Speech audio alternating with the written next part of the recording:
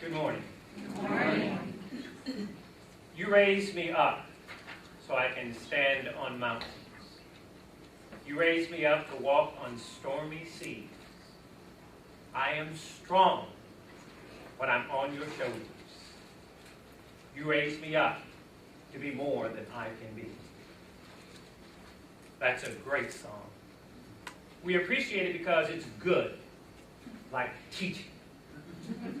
But when we really get to know something, experience its history, that's when we fully appreciate that. Teaching is that way too. Before I talk about teachers making a difference and becoming more than we thought we could be, I'm going to talk about this song. You Raise Me Up is an Irish song. The music was written in 2000 by Ralph Loveland. Moved by an Irish Christmas story, The Whitest Flower, about the Irish famine, Ralph called his author, Brendan Graham, to listen to his song. Graham heard the song over tea, told Ralph he'd call him. Later that evening, Graham came over with the first draft. Everyone cried. There was no rewrite. You Raised Me Up was first performed at Ralph's mother's funeral a few weeks after 9/11. The whole world needed a shoulder to stand on then. And teachers were there. Grit. True Grit. A great movie, and some of us actually saw it while John Wayne was still alive. Not the husbands? Wayne got an Oscar for his performance, and not only is grit what this conference is about, it's what I'm going to talk about. Grit. Go the distance. Remember you were once a student. Invite others to be teachers. And tell your story. I'll need your help for that last one. Go the distance. I'm honored to be here, and I'm still here because God is not finished with me yet, and has a joke or two she wants me to hear. I'm old. I'm retired military. I can quit tomorrow. Don't worry, Dr. Wood, I'll be here on Monday. I hope. My point is, when people ask me about my greatest achievement, I have to pause. Not too long, because I'm old.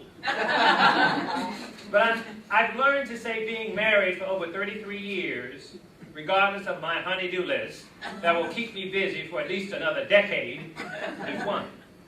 Having a son who's teaching English in a public high school, another one who will be commissioned in May, are both things that make me proud. But my greatest achievement, I tell people I've not achieved. Richard Bach, author of Jonathan Livingston Seagull, tells us, here's a test to see if your mission on earth is complete. If you're alive, then it isn't. I live to teach, and each day I find ways to go the distance. I encourage you to keep believing you can fulfill your dreams. Teachers make presidents, Nobel laureates, even Donald Trump's hairdresser. You don't get to the next level by stopping. Tiger Woods never won a PGA tournament without completing the 18th hole. You don't finish a marathon after 26 miles. There are 385 yards left. Going the distance is being persistent and teaching your students the same. Let me tell you what persistence got us. The first Harry Potter book was rejected 12 times. The Diary of Anne Frank was rejected 15 times. Lord of the Flies by William Golden once received a rejection letter that read, an absurd and uninteresting fantasy which was rubbish and dull. Include Margaret Mitchell, 38 no's. But the classic, I think, are the 60 rejection letters Catherine Stockett received. There was 5 years of writing, which included 3.5 years of rejection letters before someone saw her genius. The point, she says, I can't tell you how to succeed, but I can tell you how not to. If you put your passion in a coffin that is your bedside drawer and close it for good, I guarantee you it won't take you anywhere. The message here, if you stop improving your game stops improving. Can't make the basket if you don't shoot the ball. Can't make a difference.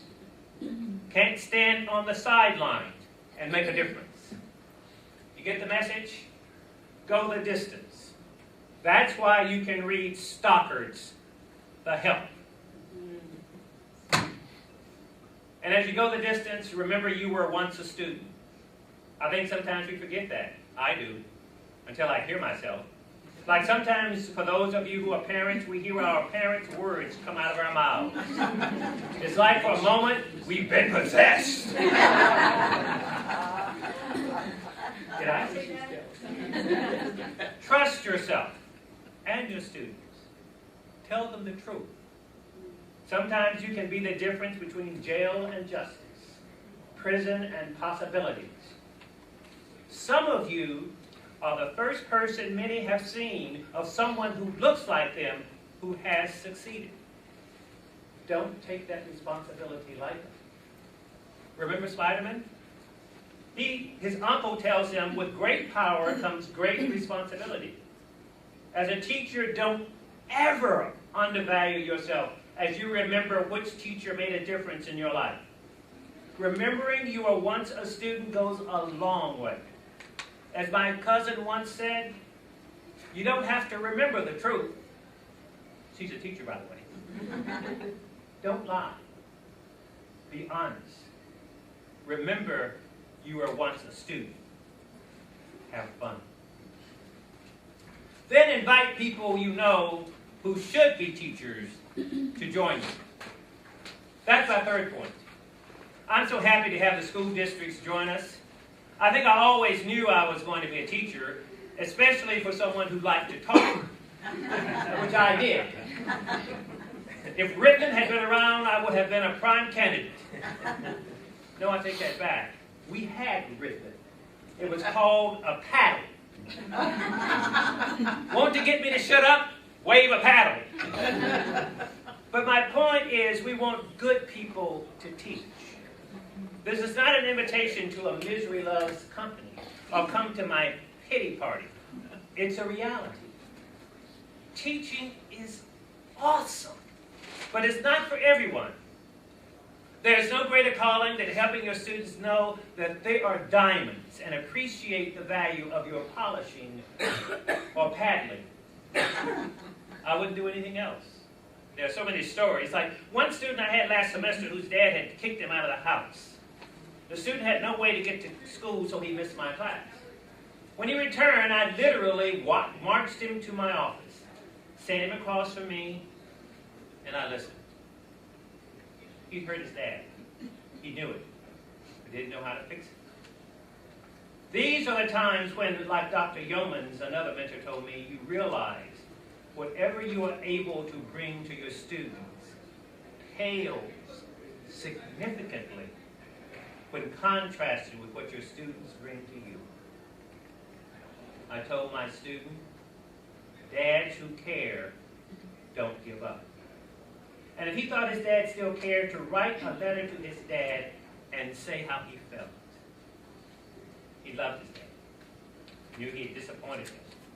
I know students don't do optional, so I told the student if he wanted my help, he needed to go the distance. He did. His dad was touched. His dad was sorry and told him to come home. This semester, after telling my class I was ADHD, seeing me in action, they probably thought, oh, so that's what it is. Anyway, a student came up to me at the end of class and said, thanks, I am too. Then he asked me if I had any ideas on how to help him. Does this sound like misery? Invite someone to be a teacher.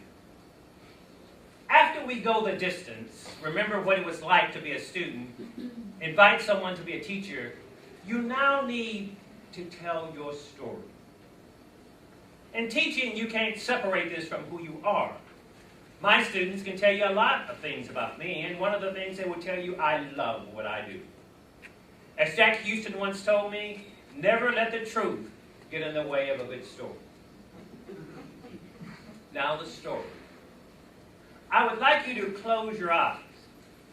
We're not in church, so I really want you to close your eyes.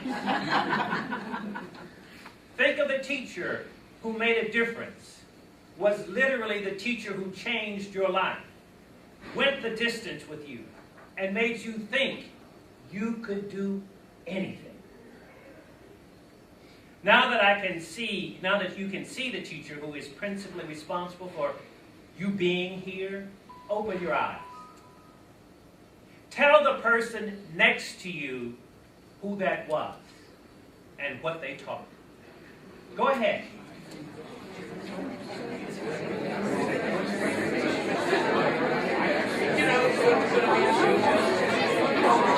Okay. Good. Now, hello? Now, but that's the teacher I want you to think about when I tell you the story, I promise. And my story, her name is Mrs. Yarborough. As Mrs. Yarborough stood in front of our 5th grade class on the very first day of school, she told the children a lie. Like most teachers, she looked at her students and said that she loved them all the same. But that was impossible, because there in the front row, slumped in his seat, was a little boy named Teddy Armstrong. Mrs. Yarborough had watched Teddy the year before and noticed that he didn't play well with other children. His clothes were messy and he constantly needed a bath. And Teddy could be unpleasant. It got to the point where Mrs. Yarborough would actually take delight in marking his papers with a broad red pen, making bold X's, and then putting a big F at the top of his papers.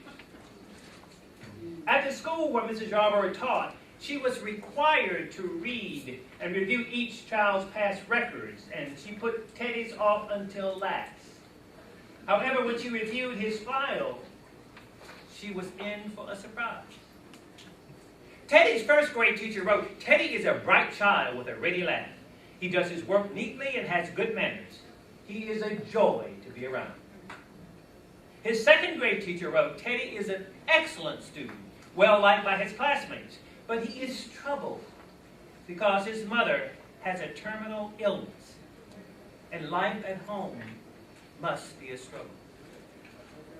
His 3rd grade teacher wrote, "His mother's death has been hard on him.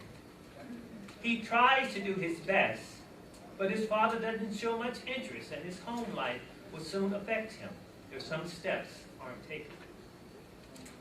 Teddy's 4th grade teacher wrote, "Teddy is withdrawn and doesn't show much interest in school.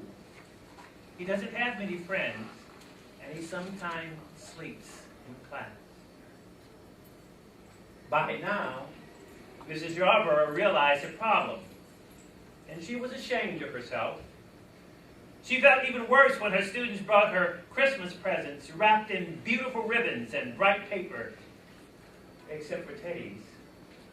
His present was clumsily wrapped in a heavy brown paper and he got from a grocery bag. Mrs. Yarborough took pains to open it in the middle of other presents. Some of the children started to laugh when she found a rhinestone bracelet with some of the stones missing, and a bottle that was 1/4 full of perfume. But she stifled the children's laughter when she exclaimed how pretty the bracelet was, putting it on and dabbing some of the perfume on her wrist. Teddy stayed after school that day, just long enough to say, "Mrs. Yarborough, today you smell just like my mother used to." After the children left, she cried for at least an hour. On that very day, she quit teaching, reading, writing, and arithmetic. Instead, she began to teach children. As she worked with him, his mind seemed to come alive, as she paid particular attention to Teddy.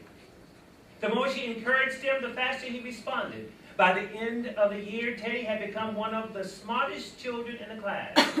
And despite the lie that she would love all the children the same, Teddy became one of her teacher's pets. A year later, she found a note under her door from Teddy telling her that she was still the best teacher he ever had in his whole life. 6 years went by before she got another note from Teddy.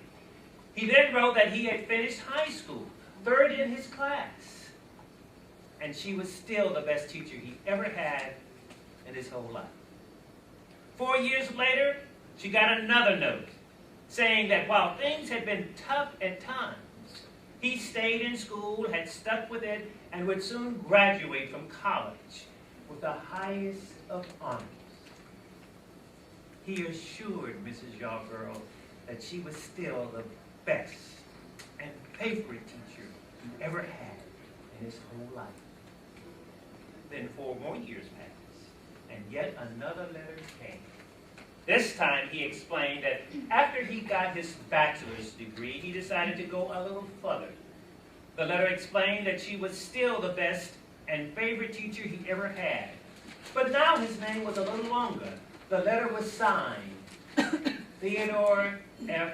Armstrong, M.D. The story doesn't end there. You see, there was yet another letter that spring. Teddy said he'd met this girl and was going to be married.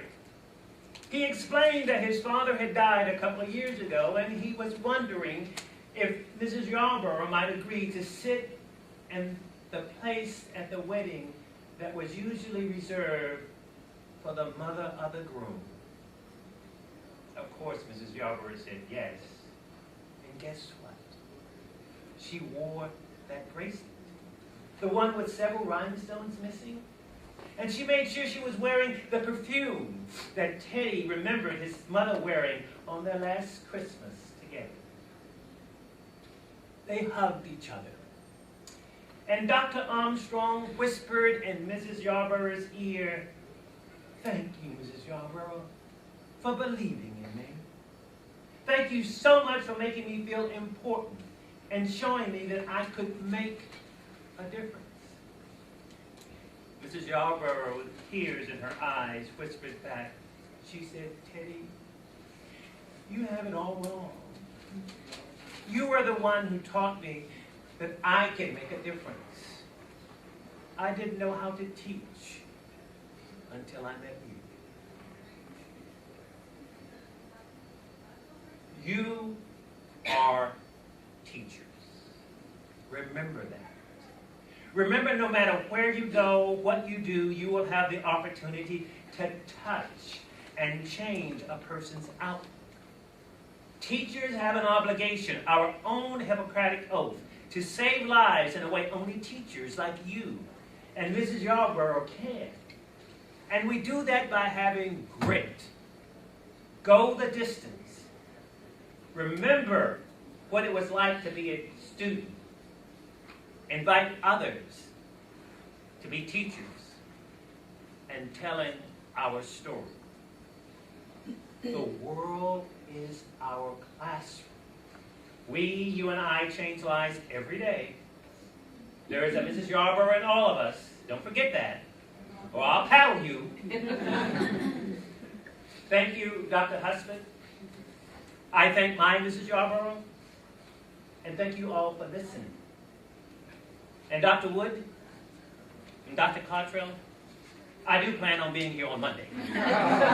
Thank you.